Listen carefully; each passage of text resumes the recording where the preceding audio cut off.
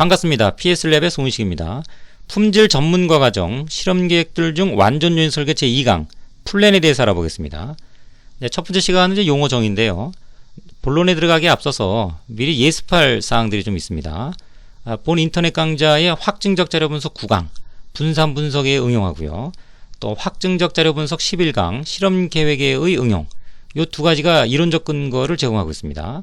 또 단계별로 어떤 일을 우리가 수행해야 되는지를 사전에 파악할 필요가 있는데, 문제 해결 방법론 퀵 5강 W의 이해, DOE 적용 예라고 하는 학습 동영상을 참고하시면 단계별로 이제 어떤 일을 해야 되고 또 어떻게 정리해야 되고 하는 방법론적 관점의 정보를 얻을 수가 있습니다. 그래서 이 세 가지는 완전요인 설계 본문에 들어가기 전에요, 미리 좀 예습을 충분히 해 두시면 많은 도움을 받을 수가 있고요. 네, 뭐 필수사항이라고 볼 수도 있겠네요. 네, 실험 계획의 사전적 정의는 최소의 실험 횟수로 최대의 정보를 획득하는 겁니다. 효율을 얘기하는 겁니다. 그래서 다른 인자들을 고정을 하고 한 개 인자를 조정을 했을 때 우리는 그 인자들 간의 상호작용을 파악하기가 거의 어렵죠.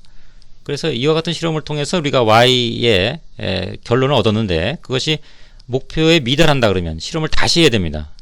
그런 것들을 우리가 이제 비효율적이다 이렇게 얘기하죠.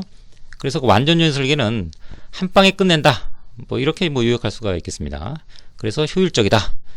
또 밑에 있는 요 내용들은요, 사전적 정의는 아니고 우리가 이제 교육 중에 이해하기 쉽도록 그렇게 표현한 정의에 해당되겠습니다.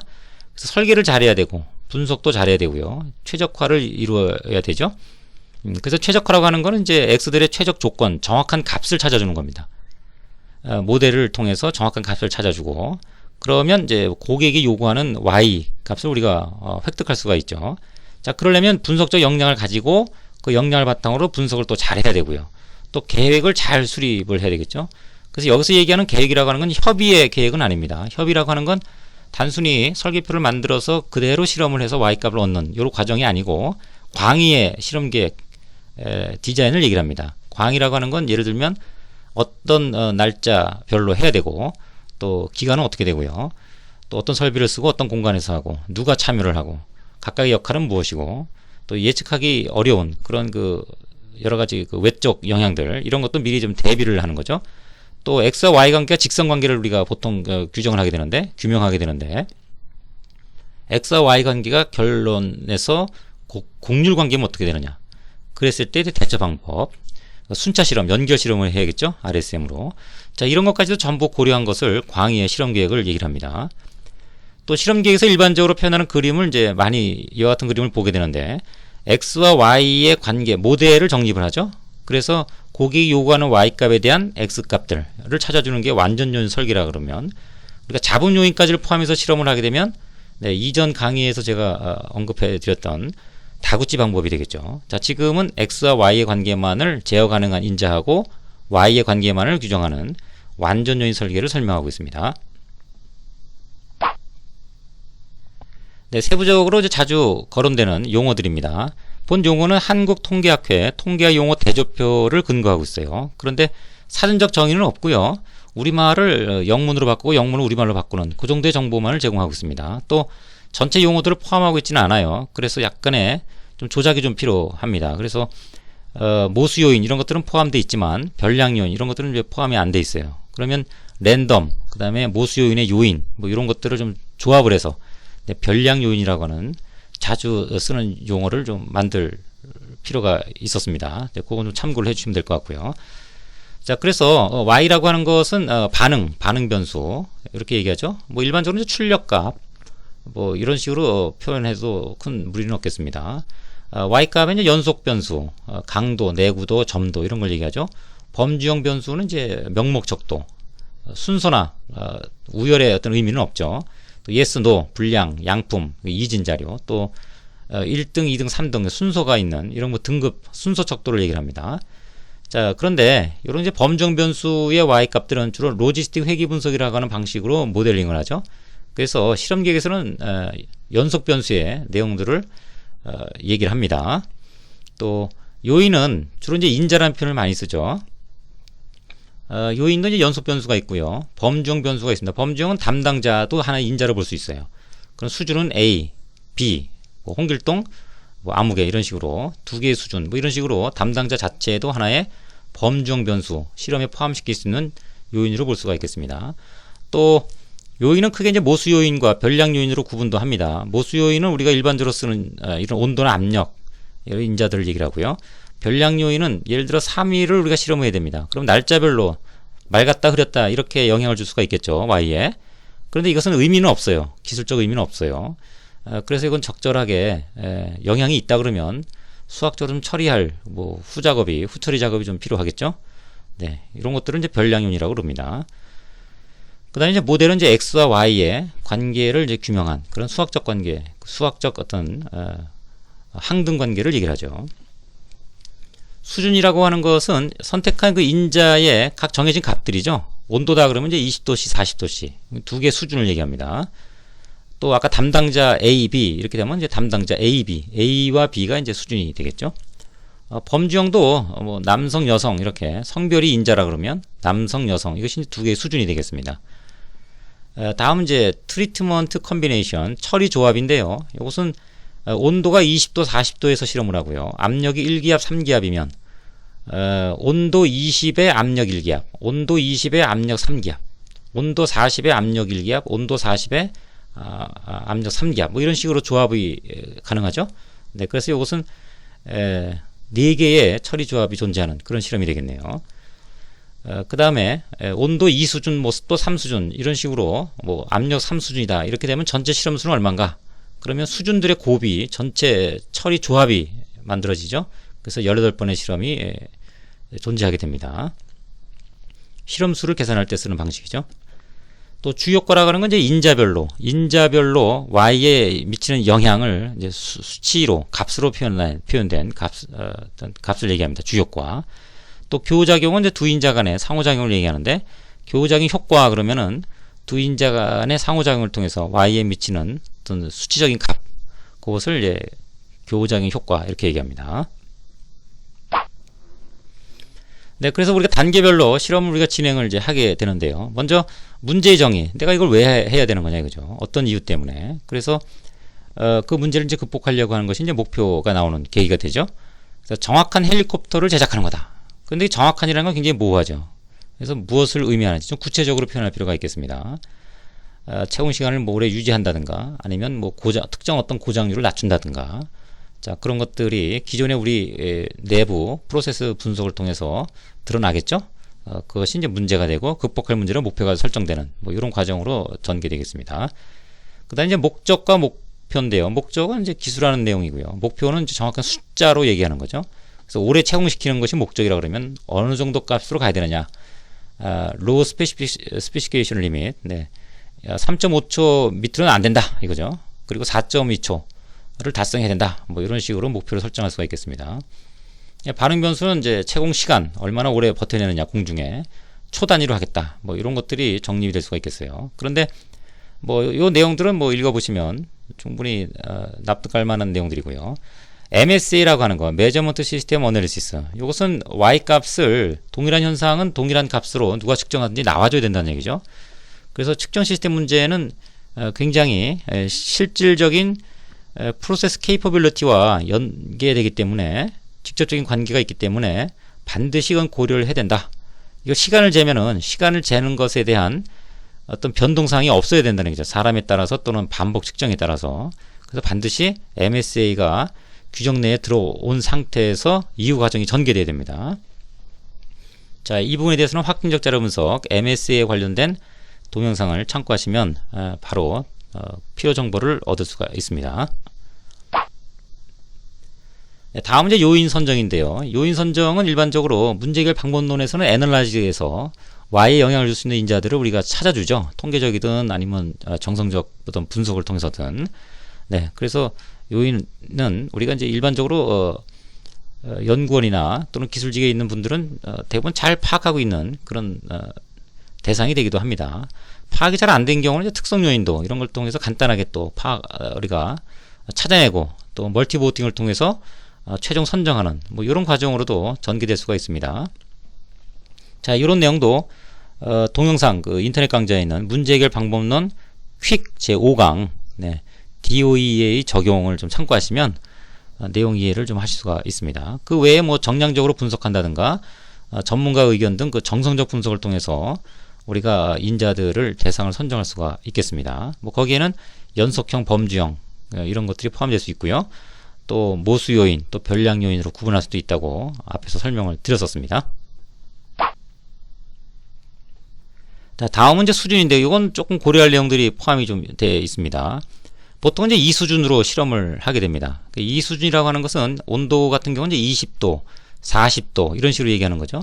그래서 항상 실험수, 전체 실험수를 우리가 언급을 할 때는요, 이 수준에 인자가 3개다 그러면 2의 3승에서 전체 그 트리트먼트, 처리 조합이 8개가 나오는, 즉 8번 실험을 하게 되는 거죠. 만약에 인자가 4개면 4제곱이 되기 때문에 16번의 실험을 하는 것이 완전 요인 설계입니다. 하나도 새는 게 없죠, 빠지는 게. 그래서 완전하다는 얘기가 그런 얘기예요. 만약에 인자가 2개면, 여기 2개가 되니까 4번의 완전한 어떤 조합의 실험을 하게 되는 거죠. 그것이 완전 요인 설계입니다. 만약에 인자가 3개인데 8번 실험을 하는데 난 4번만 해야 되겠다. 난 어떤 정보를 사전에 알고 있어서 실험을 줄일 수 있다 그러면 4번의 실험을 우리가 하게 된다. 그러면 완전 요인 설계는 아니죠. 그런 경우는 부분 요인 설계다. 이렇게 얘기를 합니다. 그래서 우리는 항상 수준은 몇 개요? 항상 2개를 기준으로 합니다. 그래서 3개다, 4개다 이런 식으로 조합이 되면 그때 이제 제너럴이라는 표현이 붙어요. 제너럴, 일반 완전 요인 설계. 근데 이건 해석이 좀 까다롭고요. 수준이 2개인 경우보다는 정보 좀 수집력이 좀 떨어져요.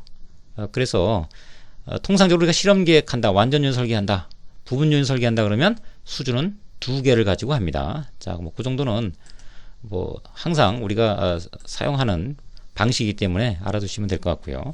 또 하나 주요 사항은 이제 충분히 넓게 해야 돼요. 온도를 20도, 40도 이렇게 실험을 했는데 Y를 목표를 달성시킬 수 있는 최적 조건이 20, 40 내에 들어있지가 않아요. 45도에 들어있습니다. 45도입니다. 그럼 우리가 그걸 찾을 길이 없어요.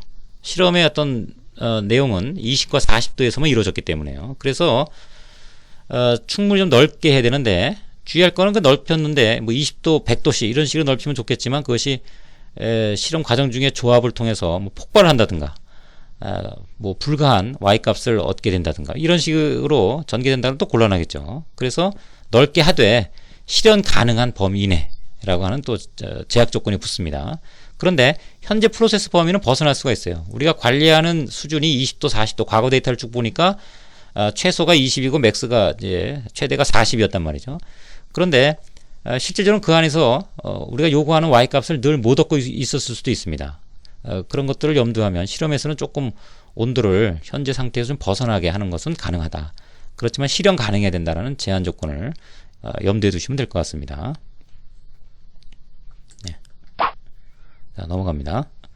그 다음에 실험 계획을 결정하는 건데 우리는 지금 완전 요인 설계를 진행하고 있기 때문에 완전 요인 설계에 해당되는 내용을 고려하시면 될 것 같아요. 그렇지만 그 이전에 이제 어떤 정보를 갖고 있으면 이제 실험을 줄일 수 있는 부분 요인 설계나 요건 이제 목적이 다르다 그랬죠. 핵심 인자를 찾기 위한 실험 계획이라고 그랬죠. 또는 2차 방정식을 만들 수 있는 곡률 효과를 고려한 실험법이죠. 그런데 지금 이제 완전 요인 설계 이것이 가장 기본이 되고 앞으로 가고 또 뒤로 갈 수 있는 이런 어떤 아주 중요한 요소에 있기 때문에 자리하고 있기 때문에 완전 요인 설계에 대한 기본적인 충분한 이해를 갖고 다음 것들을 논해야 될 필요가 있겠습니다. 자, 지금은 실험계획법은 완전 요인 설계로 진행을 하겠습니다. 자, 그래서 우리가 헬리콥터의 채공 시간을 최대화한다 라고 하는 그런 문제의식을 가지고서요 목표값을 설정을 했는데 목표값이 조금 조정이 됐네요. 목표값을 설정을 하고 이제 진행을 하게 됩니다. 그런데 그 대상을 조금 좀 우리가 설명할 필요가 있겠네요. 그 헬리콥터가 뭔지 뭐 종이로 만드는 겁니다. 뭐 우리 교육과정 중엔 이 내용을 가지고 다구치 실험도 하고 완전 요인 설계도 하고 그래서 두 실험 결과를 이제 비교하는 이런 과정으로 이루어지는데요. 이렇게 공중에서 떨어지면 이렇게 돌죠. 돌아서 떨어집니다. 그래서 이 시간이 얼마큼 체류했느냐 그것이 Y값이 되겠습니다. 구조는 뭐 이런 구조들을 가지고 있어요. 그래서 뭐 날개도 있고 그래서 인자는 날개 길이나 폭 그다음에 몸통의 어떤 길이 또 보조날개의 어떤 여부 또 각도요. 그 다음에 클립을 하나 넣을 거냐 뺄 거냐 또 꼬리의 길이나 꼬리의 폭, 뭐 이런 내용들 또 뭐 다양하게 또 추가할 수도 있습니다. 접는 어떤 횟수라든가, 네, 또 이걸 뭐 두 갈래로 나눈다든가, 뭐 여러 가지 구조적으로 변경할 수 있는 여지는 충분히 있습니다. 자, 이런 구조를 가지고 지금은 인자를 우리가 실험을 또는 이전의 어떤 경험적인 데이터를 통해서 분석을 했을 때, 네, 날개폭과 날개 길이, 꼬리 길이가 굉장히 Y에 영향을 미친다라고 지금 정의를 하겠습니다. 그래서 수준도 앞서 진행했던 내용을 토대로 해서 두 개의 수준씩을 정했습니다. 그러면 2에 3승이기 때문에 8번 실험이 되겠죠? 그런데 반복을 하기 때문에 불락 처리하는, 반복을 하기 때문에 총 16번이 되겠죠. 8번에 또 한 번, 8번을 해야 되니까 16회 실험이다. 이렇게 좀 설명을 하고 있습니다. 그 다음에 두 개의 장소에서 동시에 진행을 해요. 이것은 이제 불락 처리한다 그러는데, 불락이라는 건 나눴다는 얘기예요. 그래서 한 개 장소는 1불락, 두 개 장소는 2불락, 그리고 분석은 두 개를 합치는 거죠. 자, 이런 내용들은 또 과정 중에 별도로 설명을 드리도록 하겠습니다. 그래서 지금은 이 수준 완전 요인 설계에 해당되겠습니다. 그 다음에 이제 별도로 이제 추가적인 내용들이 있겠죠. 어디서 하고, 어떤 설비를 쓰고, 누가 참여하고, 뭐 이런 내용들, 상세한 내용이 필요하고, 또 더욱더 상세한 내용이 필요하다 그러면 캐치 삽입을 통해서 문서를 여기에 포함을 시키면 되겠습니다. 자, 데이터 수집은 인자가 3개니까요. 날개폭 2개의 수준, 또 꼬리 길이 2개의 수준, 날개 길이 2개의 수준에서 날개폭이 3에 꼬리 길이 3.5에 날개 길이가 7인 세팅 상태에서 채용 시간을 반복이니까 2개 얻는 이런 구조죠. 그래서 전체 16개의 실험 데이터가 포함이 되겠습니다. 자, 다음에는 이 내용을 가지고 설계표라 그럽니다. 디자인 매트릭스라 그래요. 이렇게 실험 조건을 만들어주는 이런 과정이 좀 필요합니다. 이것을 한번 미니 탭으로 실현을 해보도록 하겠습니다. 네, 그래서 미니 탭에 실험 계획의 요인 설계 생성에 들어가겠죠. 요인 실험이니까 지금은 디폴트로 2수준이죠. 네. 그래서 이 수준의 인자는 지금 3개입니다. 사용 가능한 설계 표시 보면 인자가 3개인 경우에 8번 실험 완전 요인 설계에 해당되겠습니다. 반으로 줄일 수도 있네요. 네, 참고하시면 되겠습니다. 자, 그 다음에 이제 설계는 8번 실험이죠. 지금은 반복을 2번 한다고 그랬으니까 이렇게 해서 16번의 실험에 대응되겠습니다. 2개의 공간에 나눠서 하기 때문에 첫 번째 반복은 1불락에서 두 번째 반복은 2불락으로 이렇게 구분할 필요가 있겠네요. 자, 2개의 불락으로 나눈다. 데이터를 전체 16개를 2개로 나누는 겁니다. 네, 그렇게 이제 정리할 수가 있겠습니다. 또 인자 이름을 날개 폭이죠. 네, 그래서 날개 폭. 자, 숫자로 각각의 값을 실질적으로 넣는 것이 바람직합니다. 그래서 3과 4다. 또 날개 길이, 그죠? 날개 길이. 자, 날개 길이는 7과 8이다. 그러면 조금 변동 상황이 있을 수 있습니다. 뭐 7과 8이다. 뭐 이렇게 쓸 수가 있겠네요. 또 꼬리 길이다. 그러면 꼬리 길이. 이것도 숫자죠. 만약에 숫자가 아니라 그러면 여기에 사람이다 그러면 1수준, 2수준이니까 텍스트로 정하시면 될 것 같아요. 자, 꼬리 길이다 그러면 3.5, 5.5다. 그러면 3.5, 5.5. 이런 식으로 입력을 하시면 될 것 같고요. 옵션에 보시면 이제 랜덤한데요. 이것은 실험을 이렇게 뒤죽박죽으로 하게 됩니다. 여기 보시면 1, 2, 3, 4에서 16번까지 실험 과정이 있습니다. 그런데 이것이 순서가 뒤죽박죽이죠. 네, 그래서 우리가 정렬해서 하나하나 차근차근 정리를 해나가는 것을 예이츠 순서라고 그래요. 예이츠 순서. 이전 과정에서 설명을 드릴 겁니다. 네, 여기서는 뒤죽박죽 돼 있다. 이것이 랜덤이다. 이 정도만 알고 넘어가도록 하겠습니다. 자, 그래서 확인을 하게 되면 속도가 좀 늦네요. 이와 같이 랜덤이니까 지금 PPT에 보여주는 내용하고는 좀 차이가 있죠. 네, 이런 식으로 해서 각각의 조합별, 이게 트리트먼트입니다. 이거 트리트먼트가 형성이 됐죠. 네, 3개 인자의 2개의 수준들, 또 각각의 조합들. 그래서 블록이 지금 보시면 2번 반복이니까 16번 실험인데 1부터 요 9번부터 16번까지는 2블락으로 되어 있습니다. 그렇죠? 그것이 이제 그 안에서 뒤죽박죽 되어 있고, 그 다음에 1번부터 8번까지 8번 실험, 요것도 1블락으로 되어 있습니다. 그래서 이것이 뒤죽박죽으로 되어 있죠?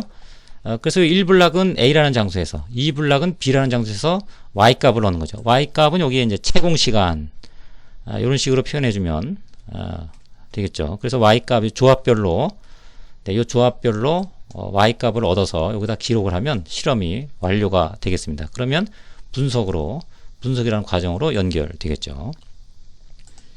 네, 이렇게 해서 제2강에 대한 내용을 마치도록 하고요. 3강에서는 요 구조들에 대한 내용을 가지고 조금 더 깊이 있는 내용들에 대해서 이야기를 전개해 나가도록 하겠습니다. 네, 여기까지 마치도록 하겠습니다. 수고하셨습니다.